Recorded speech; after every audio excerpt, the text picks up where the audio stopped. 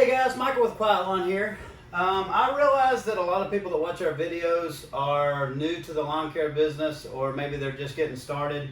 So I wanted to start making a few videos that will help those guys kind of figure out better ways to do what they're doing, or more efficient, more effective ways to do things like mowing. It's really important, especially when you start hiring employees, to have a system or pattern that you follow when you mow lawns, because if you start out doing every lawn differently, let's say I show up to one property and I'm like, okay, well, I'm going to mow this first, and then I'm going to do this part, and then I'm going to do this, and then you go to the next property and you do like, okay, well, I'm going to start over here on this one because this property looks this way. The problem with that is you're relying upon your memory. And what happens is once you start mowing a lot and your mind kind of gets on autopilot, if you're relying on memory, you're going to miss a lot of stuff, because you're going to get into a routine. You're going to be doing this property a certain way. You're going to get to the next property, you're going to do it a different way. And you're not going to be paying attention, and you're going to notice that you missed something. You forgot to do a bed. You forgot to weed eat by a pond.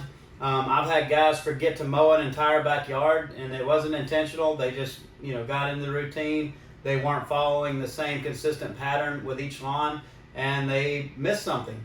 So that stuff happens. So the thing I got to say is that you need to train yourself and your employees to be robotic in how you mow lawns. You need to do it to where you can get on autopilot, and you're attacking each lawn the same exact way. I'm starting here on each lawn, then I'm doing this, then I'm doing this, then I'm doing this. Because your mind is kind of like muscle memory. Eventually your mind will just be going through the motions of doing that work, and you don't have to rely upon your memory and be like, hey, did I remember to trim that bed in the front yard for Mrs. Smith or whatnot. And it's just like anything else. On an assembly line, they make stuff exactly the same way each time. On McDonald's, they make your burger the same exact process every time. It's not like one time they're putting the bun first, and then next time they're putting the tomatoes and onions on first. They're making it the same way each time for that reason, because you can get really good at making it that way. Two, you can get a consistent product. And what we're looking for when we're mowing for our customers is to get consistency, to where we're not missing things. We're doing the same good job for this customer, for all the customers, each time we're there. Mowing is fairly easy. Edging is fairly easy. I'm just going to go over the pattern that we follow for string trimming. String trimming is the number one thing that people are going to mess up on, where you're going to miss stuff or you're going to have quality issues. So let's say that we just finished mowing. When you mow, typically the first time you let's say your truck is parked here by the street, you've got your house, you've got neighbors on both sides. Typically when you mow, you're going to do what's called a perimeter pass or a trim pass. That's where you're basically going around and marking the boundaries of the property. You're going around the house, then you're going around the outside perimeter of the property, and you're making a full circle there. And you're showing, the point of that is to get as close to the house and the perimeter of the property as you can, because what you do by doing that trim pass is you expose the areas that you can't reach with a mower. So those areas have to be string trimmed, right? The only point of string trimming is because we couldn't mow the whole property. If we could mow right up against the house and mow right up against obstacles, we wouldn't need to go back behind it and string trim. So mowing, you typically do your trim pass all the way around the property, get back to where you started, and then you start striping the property out, working your way from section to section, finishing the whole section before you go to another one until you get to the end of the property like that. And then you're done mowing. With a string trimming, you're basically following the same pattern, because all you're doing when you're string trimming is you're following behind your mower and getting those areas that you couldn't get. So you're basically following that same perimeter, that same trim pass, like that. The only exception is that you have to be able to account for obstacles that are not connected to the perimeter to that trim pass. So you've got beds out in the middle, maybe you've got utilities right here, and this is your standard cookie cutter subdivision home. This is what we encounter. You know, maybe they've got a bed that's in the middle of the front. Maybe they've got some utilities over here.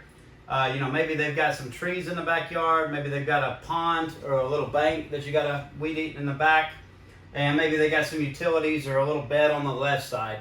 You know, and it could, you know, you could have a lot more complication than that, but it's going to be the same process. So how I train my guys is, one, I know that they're going to probably do a good job on the trim pass, on the perimeter pass. They're going to follow that pretty well. What typically gets missed is the stuff that's out in the middle of the yard. So I train my guys to train their mind to have trigger points. And we have 3 trigger points on a property. And these trigger points are places where they look up and they take care, they address all of the stuff that's not connected to the perimeter. They go ahead and weed eat all that stuff before they start working their perimeter pass. So the first trigger point is going to be the right front side of the yard. So when my guys get out of their vehicle, they come over here with their string trimmer. They immediately go over here, string trim around this bed, and they come over here and string trim around the utilities, and then they start their perimeter pass. They take their trimmer, they start going along the street here. So they do this stuff, and they come over here. Then they start working their perimeter pass around the perimeter of the property, following behind where the mower went. And they're coming all the way around here. And they're not looking up at all. They're staying to this perimeter. And they're working their way around the property. They're still going around here. They're not looking up. They're not looking at any of this stuff right now. They're just working their perimeter until they get to trigger point 2, which is the back left corner of the property. I call this trigger point 2. When my guys get to the back left corner of the property, that's the second time that they look up from the perimeter and they start to address all the stuff in the backyard. So we already addressed the stuff in the right side of the front yard and side yard with trigger point 1. Now we're addressing the whole backyard. So when they get to this back left corner, they're going to bounce out, take care of this trimming along the pond, hit around this tree or whatever else is in the middle on the way back, and then they're going to return exactly where they left off. This is very important. Anytime you're on this perimeter, if you have to leave to go hit an object, you come right back where you left off. That way we don't get a situation where we missed a bunch of stuff in between. So their trigger point 2, they leave, address everything in the backyard, and they come right back where they left off.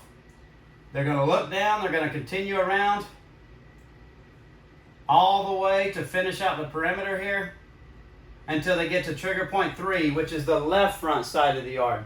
At that point, they look up again, they handle anything that's not connected to the perimeter. You know, they weed eat around this utility, around any beds, stuff like that, and then they're good. They're ready to get back in the car, put their trimmer back.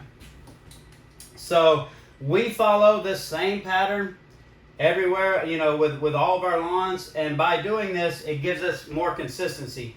And also everybody on the team does it the same way. So if we happen to be running a 2-man crew, we know, like, hey, if I see this guy over here, you know, and I'm done mowing, but he's still string trimming, I can grab my string trimmer and start right here. I know where he's going. I know exactly what he's doing. So this is just a pattern we follow for that, and it helps get a more consistent product. And you don't have to guess when you show up at a new property. You don't have to be like, oh gosh, what do I do? I mean, this yard's confusing. Where do I start? You just get out, you start working, and you start following that set pattern. And as long as you follow this, it doesn't matter how complex the yard is, how much stuff's out in the middle. As long as you follow this system, you'll eventually get through it all, and you know you didn't miss anything. So I hope that helps. If you have any questions or comments, please leave it below. Edging is pretty straightforward. You just start on the right side of the property and then finish on the left. Blowing is a little bit more complicated, but still simple. But I think string trimming is definitely where most people struggle and where most of your quality issues will happen. But thanks for watching. Hope you have a good day, and let me know in the comments below if there's any other thing that would be helpful for me to make a video about.